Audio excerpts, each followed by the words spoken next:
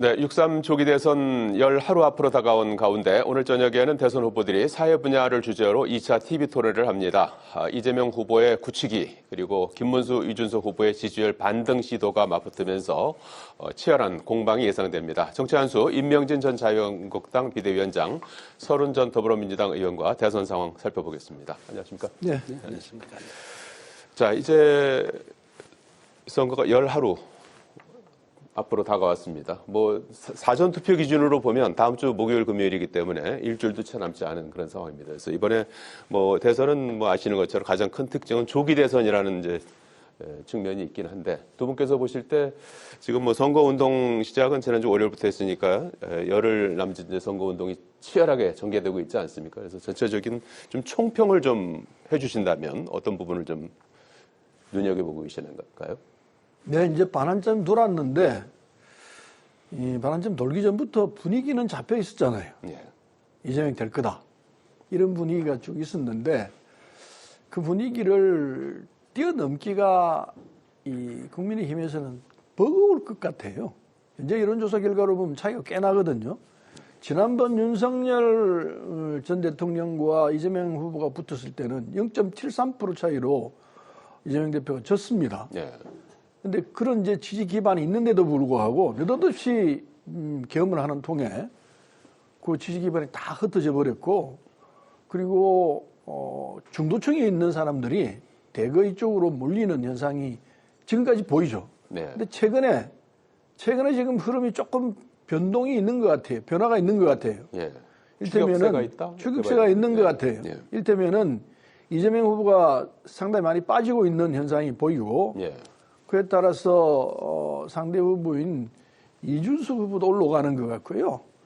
그리고 김문수 후보가 약진이라는 표현까지는 안 되고 상당히 많이 올라오는 이런 추세로 보이기 때문에 이게 어디까지 갈지 두고 봐야 하겠습니다만 워낙 격차가 많아가지고 그 정도 가지고 이게 극복이 되겠냐. 네. 그런 이제 상황인 것 같습니다. 그런데 아직 시간이 열흘 이상 남아있기 때문에 예. 더 지켜볼 필요가 있죠. 예. 추격세는 보이지만 좀 버거워 보인다 이렇게 총평을 내주셨습니다. 네, 예.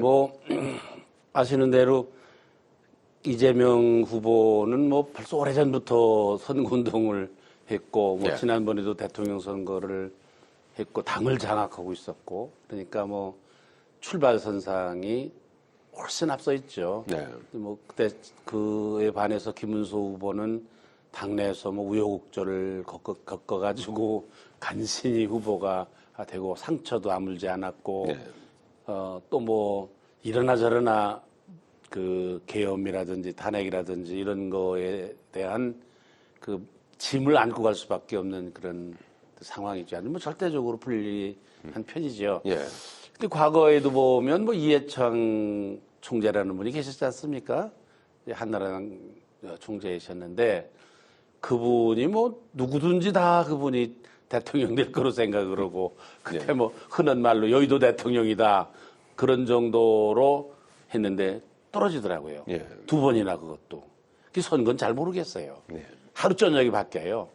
그러니까 이번에 오늘 아침에 본 그 갤럽 여론조사도 보면 이재명 후보가 51%에서 45%로 떨어졌더라고요. 일주일 새 6%가 떨어졌어요. 예. 근데 김문수 후보는 6%가 올랐어요.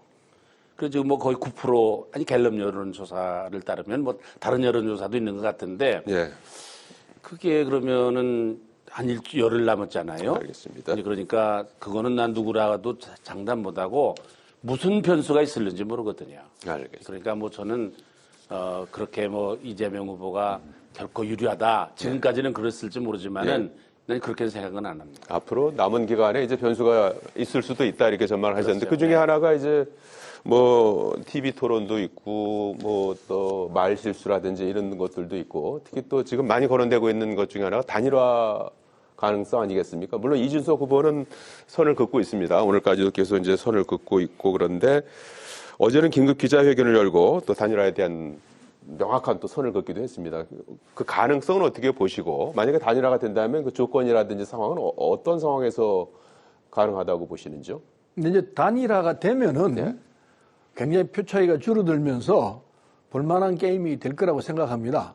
근데 지금 근데 1 더하기 1이 뭐 반드시 물론 2가 되는 그렇죠. 건 아니지 예, 않습니까? 그렇지만은 이 김문수 후보에게 아주 유리한 상황이 전개되는 것은 틀림없죠. 네. 그래서 목을 놓고 지금 어떻게든 단일화를 해보겠다 하는데 예. 뭐 여러 가지 방법이 나올 거예요. 나오지만은 지금 국민의힘 내부의 상황을 좀 들여다보면은 이게 단일화가 되겠나 하는 생각도 있고요. 특히 이준석 후보가 갖고 있는 기본적인 자세는 저런 정도면 단일화 안 하는 거구나 하는 느낌이 들어요. 왜냐하면은 단일화라는 거는 기본적으로 이 큰 틀에서 자기를 어쨌든 희생하는 결과가 나오는 거거든요. 자기를 버리는 거거든요. 예. 그게 이제 정치인의 하기 힘든 일인데 그럼에도 불구하고 정치인 그걸 해내야 돼요. 지도자로 성장하려면은. 예. 근데 지금까지 이준석 후보가 살아온 내용을 쭉 보면은 자기 희생적인 삶이 과연 있었나? 그런 자세가 있었나?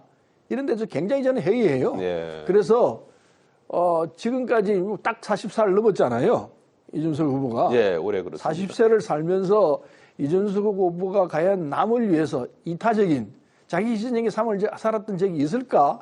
한 번도 없었던 것 같아요. 모르죠. 내일 당장 나는 그만두겠다고 예. 하면 또 상황은 달라지는 거지만은 예. 그래서 지금까지 얘기했던 것으로 봐도 그렇고 살아온 경력으로 봐도 그렇고 끝까지 완주하면서 이 범보수 진영의 뭐 승리와 상관없이 아마 이준석 후보는 이 게임 졌다. 그러니까 나라도 내 이름을 더 높여야 되겠다. 이런 계산을 하고 있으리라 생각합니다. 경우에 예. 그래서 안 될 거라고 저는 생각합니다. 그런데 이제 경우의 수가 뭐 이준석 후보가 양보하는 안도 있지만 김문수 후보가 양보하는 안도 있고 두 사람이 또 여론조사 방식으로 단일화하는 방식도 있지 않습니까? 뭐 다른 하는 방법이 있겠지만 단일화를 한다면은 결과는 김문수로 될 거라고 생각합니다. 아, 한다면 상식에 기초해야 되니까요. 여론조사 결과를 보면 차이가 많이 나거든요. 그것도. 그래서 단일화를 한다면은 김문수 쪽으로 갈 터인데 그걸 이준석 후보가 하겠느냐 이거죠. 저는 안 된다에 걸겠습니다. 얼마나 걸지 모르지만. 단일화는 안 될 것이다. 이 위원장님, 단일화 안 될 거로 보는 거는 뭐 김문수 후보가 불리하다 지금 그렇게 말씀하시는 건데 지금 사실은 이 선거를 조금 뒤집어 보려고 좀 변화를 가져오려고 그러면은 사실은 민주당의 후보가 굉장히 취약한 후보예요. 법적으로는 피선거권이 없는 그런 후보거든요. 그러니까 피선거권이 없는 후보에게 지금 우리가 투표를 하려고 그러는 거예요. 아니 법적이 아니라 정치적으로. 법적으로요? 뭐 아직 문제 없죠. 뭐 사실은 문제 뭐 없죠. 거의 그거는 우리가 상식적으로 생각할 때 최종 판결이 나오지 얘기할 수 않은 있는 거니까. 거거든요. 예. 대부분에서 확정이 됐는데 확정이 된 건 아니죠. 조금 뭐 시간이 가면은 그건 그럴 수도 있는 거니까 그건 뭐 더 변명하면 안 될 것 같다고 생각해요. 아까 억지에 그거는 법적으로 뭐 안 된다는 얘기는 뭐 절차상에 조금 문제가 있는 것뿐인데 이게 이제 김문수 후보보다는 이제 그런 면이 점점 그 취약성이 드러나기 때문에 결국은 이재명 후보가 지지율이 낮아지는 거다 그렇게 생각하고요. 예. 하나는 이 단일화 문제인데 네. 나는 이준석 그 후보가 상당히 그 젊지만 그 정치적인 센스도 있고 지혜로운 사람이라고 생각합니다. 40살이에요 이제. 예. 그랬는데 지금부터 시작을 해가지고서 계속해서 현재 제3당에서 저렇게 해가지고 대통령 되는 법은 없거든요. 이러나 저러나 지금까지는 여당에 들어오든지 전통 야당에 들어오든지 전통 여당에 들어오든지 그래야 대통령 후보가 되는 거거든요. 그리고 또 과거에 보면은요. 계엄하고 탄핵 때문에 뭐 결이 맞지 않으니까 안 들어온다. 아니, 그러기로 말하면은 김영삼 대통령도 자기를 평생 탄압을 하던 군부 세력하고 단일화했고, 김대중 대통령도 그 유신의 원조라고 그러는, 그 김종필 총재하고도 단일화 DJP 하나 보지 않았습니까? 네. 그러니까 난 그런 차이는 없다고 생각해요. 굉장히 이준석 후보가 지금부터 시작해서 대통령 후보 몇 번이나 나올 겁니까? 저렇게 3당에서. 네. 잘 생각하면 이번 기회가 자기가 그 거대 여당에 다시 들어오고 앞으로의 자기의 정치의 그 행로를 잘 펴나갈 수 있는 그런 좋은 기회라고 생각하고 네. 나는 이준석 후보가 그걸 놓치지 않을 거로 생각합니다. 예, 나는 할 거로 생각합니다. 할 거로 네, 보신다. 네. 그래서 지금 뭐 나온 것이 일부 이제 당권 거래설도 좀 그 논란이 되고 있습니다. 이른바 이제 이준석 후보에게 당권을 주고 이제 단일화를 하는 그런 아이디어인데 물론 이제 그 공식적으로 한 건 아니고 이제 그런 그 당권이라는 게 얘기가 오갔다는 거죠. 당권이라는 게 너무 호주머니 있나요? 주고 말고 하기에. 그거는 당권은 누가 준다고 그런다 하더라도 그 뭐 지지한다 그러는 거겠죠. 그런다 하더라도 그건 치열한 투쟁에 의해서 경쟁에 의해서 쟁취하는 것이 당권입니다. 네. 뭐 대통령도 마찬가지고 그러니까 그건 다 쓸데없는 얘기예요. 뭐 이준석 후보가 뭐 그거 모르겠어요. 누가 준다고 그래가지고 내 주머니 올 거다 당권이 그 생각은 이준석 후보도 믿지 않을 거고 결국은 크게 자기의 정치적인 앞날이라든지 이런 걸 바라보고 해야 될 거고 뭐 현실적인 것이 있다고 그러면 아마 뭐 10% 받아봐야 그 당세도 약하고 그런데 이게 지금 그 선거 비용 있잖아요. 10% 받아봐야 뭐 15% 올라갈 수 있을 것 같지는 않고 10% 받아봐야 반쯤 보전을 받는다는데 뭐 그런 현실적인 이유가 나는 있을 거로 생각합니다.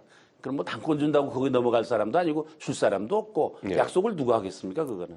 네. 당권 운운하는 약속은 이미 이제 이문수 후보 상황에서 그냥 아무런 약속이 의미가 없다라는 게 드러나 버렸죠.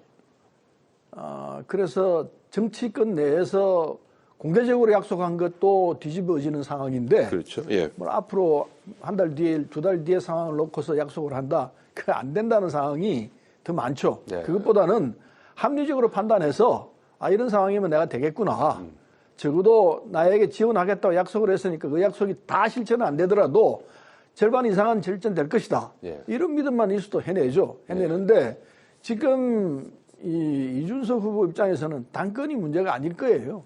대권에 도전을 해서 도전한 그 결과가 네. 내가 지더라도 나는 대선에 도전했기 때문에 그게 당권보다 훨씬 더 나을 수 있다. 어쩌면 당권에 도전하는데 그게 밑바탕이 될 수 있다. 이런 계산을 하고 있을 거라 생각합니다. 예. 그래서 잘 안 될 거라고 보죠. 예. 뭐 희망상으로 보면은 여야가 팽팽하게 붙어가지고 재밌는 게임이 되면 좋겠는데 네. 그렇게 될 것 같지는 않아요. 알겠습니다. 지금까지 우리가 보는 대로 3당 후보가 대통령 되는 일은 없거든요. 네. 그러니까 아마 이준석 후보가 잘 판단을 할 겁니다. 알겠습니다. 그 상황도 같이 한번 지켜보기로 하고요.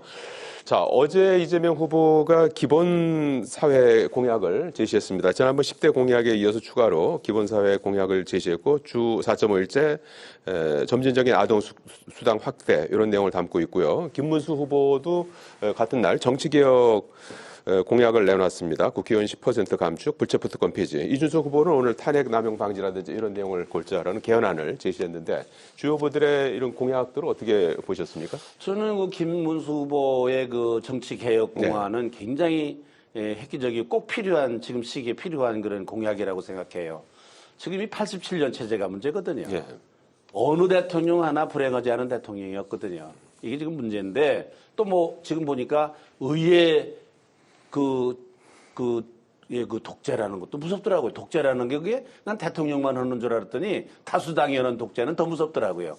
그러니까 이 김문수 후보가 내놓은 정치개혁안에 특별히 3년만 자기 하겠다. 그 안에 개헌하겠다. 7공화국을 출범시키겠다. 예. 뭐 그런 건 너무 필요한 일이고 아주 시의적절한 그런 안이라고 생각하고 예. 결국은 그것이 마지막 그 이재명 후보와의 차별성이 되는 거고 그래서 나는 김문수 후보가 많은 국민들의 지지를 저는 받을 거로 그렇게 생각을 하고 있습니다. 다만 국회의원 수를 줄이긴 줄여야 되는데 지금 이거 10%를 줄인다고 하는 거 현역 국회의원들이 저걸 어떻게 생각을 할까 아마 저항이 있을 거라고 생각을 하고 네. 이제 하나는 이게 국회 협조를 얻어야 되는 내용들이잖아요. 그렇죠. 전부. 예. 김문수 후보가 공약한 여러 가지 안이 사실 국회의 동의를 받아야 되는 것들인데 지금 다수당인 민주당이 그거를 동의를 할 수 있을지 글쎄요. 그건 문제는 문제지만 그러나 어떻든지 간에 자기가 3년 임기를 희생을 하고 걸고 지금 역대 대통령 중에 개헌하겠다고 그러고서는 시킨 사람이었거든요. 예. 특히 이재명 후보 같은 경우는 사람들이 많이 걱정해요. 예. 연임이라고 그러니까 저거 푸틴식으로 가는 거 아니냐. 잠깐 물러나다가 또 가고 그러면 저건 정말로 독재하려고 그러는 거 아니냐. 뭐 이런 거거든요. 이제 그런 많은 염려를 하는데 김문수 후보가 그거에 대해서 아주 명확한 그런 안을 내놨기 때문에 저는 아주 높이 평가를 하고 있습니다. 예. 김문수 후보의 정치개혁안 그리고 이재명 후보의 기본사회안까지 좀 평가를 좀 해주신다면. 우선 뭐 김문수 후보 얘기부터 했으니까요. 김문수 후보가 내세우고 있는 얘기의 흐름에는 통합을 하겠다 이게 깔려 있는 것 같아요. 근데 통합이라는 과거에 김대중 대통령이 DJP 연합을 했지 않습니까? 예. 그게 성공적이었다고 보거든요. 보수와 진보가 같이 손을 못 잡고 그 당시 그 IMF 극복을 했잖아요. 예. 그래서 성공적으로 일단 만들어냈던 사례가 있는데 지금 우리 사회는 굉장히 갈등이 심합니다. 진보 보수, 크게 말하면 진보 보수. 이 두 개 갈등이 거의 전쟁 수준까지 가는 거 아닌가 하는 생각이 들 정도로 심각해요. 예. 그러면 이걸 줄일 수 있는 장치는 있어야 될 거 아니냐. 그렇다면 보수와 진보를 함께 해보자. 나는 이제 경제 문제하고 사회 문제 오늘 합니다만은 정치 문제는 남아 있습니다만은 나올지 모르겠습니다만은 그걸 우리 사회가 갖고 있는 제일 큰 문제인 갈등을 봉합하는 장치 이게 나와야 한다 생각하거든요. 예. 그래서 여야가 함께 할 수 있는 그걸 내놔야 해요. 이재명 대표가 잠깐 그런 이야기를 한 것 같은데 그걸 과감하게 내가 대통령 되면은 보수에 있는 사람들 과감하게 등용시키겠다. 이렇게 나가야 돼요. 지금 뭐 하고 있지 않습니까? 통합 조치는 하고 있지 않습니까? 그 통합 조치 정도 가지고는 안 되죠. 예. 그다음에 김문수 후보도 역시 거꾸로 얘기해요. 내가 대통령이 되면은 진보 보수 통수를 하겠다. 이렇게 과감하게 해서 이 문제를 풀려는 의지를 실어야지 내 진영만 가지고 이 국가를 어떻게든 바로잡아 보겠다. 그건 이미 구조적으로 안 되게 돼 있어요. 예. 그래서 그런 뭐 정치 문제 나올 때 나올지 모르겠습니다만은 그러니까 후보들이 내세우는 정책 제안에 대해서 정확히 봐야 되는데 네, 예. 이 워낙 많은 내용들이 쏟아져 나오기 때문에 국민들이 그걸 놓고 판단하기가 만만치 않습니다. 시간은 좁고 막 홍수처럼 나오는 이 제안들을 갖고 판단하기는 안 좋지만 그러나 큰 줄거리에 대해서는 여야가 서로 다르다면은 예. 그건 놓고 격렬하게 싸워야 됩니다. 그리고 결과를 가지고 그 결과 가지고 예. 당락이 결정돼야 되는데 예. 지금 우리는 뭐 이미 안 되는 정치에 거죠? 예. 매몰돼 가지고 계엄이라는 큰 문제 때문에 다른 정책이 뭐 볼 겨를이 없는 상황이 되고 그렇죠. 이게 이제 이번 선거의 특징이라고 봅니다. 예. 통합이라는 문제 저는 동의를 하는데 이재명 대표처럼 뭐 낚시질 해가지고 낚시질을 얻어서 몇 명 보수 어떤 사람들 끌어다 넣어가지고 통합이 되는 건 아니고요. 적어도 3당 통합이든지 네. DJP 연합과도 같은 세력 간의 통합이어야 되는데 그러려고 그러면 우리나라의 정치 체제가 바뀌어야 되거든요. 글쎄요. 예. 그런 의미에서 김문수 후보의 개헌이라든지 자기가 희생을 해서는 3년만 하겠다든지 3년만 하면은요 이재명 대표에게도 기회가 있고 다 여러 사람에게 기회가 있는 거예요. 얼마나 좋습니까? 알겠습니다. 그렇게 해서 난 김문수 후보의 그런 점에서는 굉장히 사회 통합이라는 측면에서도 대단히 의미 있는 제안이다. 그렇게 생각해요. 예. 네. 자, 오늘 저녁 8시에 2시간 동안 2차 토론이 있습니다. 지난번 경제에서 이번에는 이제 사회 분야를 주제로 하는데요. 사회 갈등 극복 통합 방안 조금 전에 이제 말씀하신 그 연장선상에서도 아마 좀 주목되는 부분인데 오늘 그 또 토론이 또 주요 또 변곡점이 될지도 상당히 주목이 되고 있고 그렇습니다. 그래서 오늘 어떤 부분을 좀 주목해서 보실 생각 근데 있어요? 토론은 예. 뭐 어느 토론은 다 마찬가지지만은 상대에 대한 인정과 배려 이게 깔려 있어야 되거든요. 네. 이게 아무리 선거에서 이기고 지고 결정하는 선거를 하더라도 상대방 이 후보에 대해서 존중하는 자세가 나와야 합니다. 토론할 때 보면 자세가 그렇게 돼 있는 것 같지가 않아요.